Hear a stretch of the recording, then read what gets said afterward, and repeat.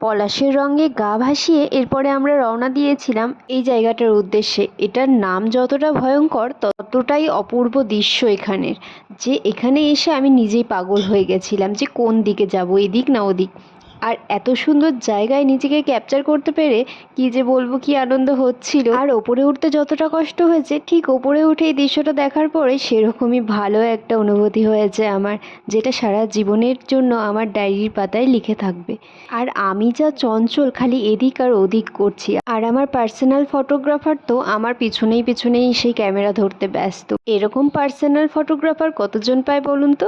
যাকগে, অত উপরে ওঠার পরে গলাটা প্রচণ্ড তৃষ্ণায় কাতর হয়ে গেছিলো, তাই একটু লাস্সি খেলাম। আর গলা ভেজানোর পরে খুব খিদে পেয়ে গেছে। আর প্রকাশ আর IMW সাহেব বললো যে এই ধোসাটা নাকি বেস্ট লাইফে আবার খাওয়া হবে। আর ঠিক তেমনি এত সুস্বাদু খাবার আমি হায়দ্রাবাদে থেকেও খাইনি। যাক, এইভাবে কাটলো দিনটা। তোমাদের ভালো লেগে থাকলে সাবস্ক্রাইব করতে ভুলো না।